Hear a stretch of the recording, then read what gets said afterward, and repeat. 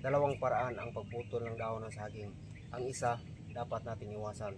Tulad nito, kapag magputol tayo ng ganito, kawawa yung puno.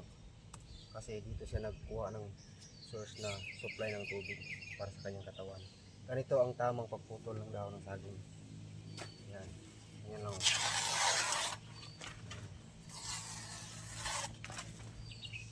Kung maglinis kayo ng dahon ng saging, ganito lang ang gagawin nyo.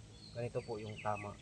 Kasi ito, makakuha pa siya ng tubig na galing dito sa kanyang supply sa puno niya, kanyang katawan. Tulad nito, ang dami na nila. Yan. Dapat ganito, putulin natin to. Yan. Para hindi na siya maka-supply dito. Dito na sa dalawa. Yan. Ito, putulin natin to. Yan. So, dapat malinis kayo.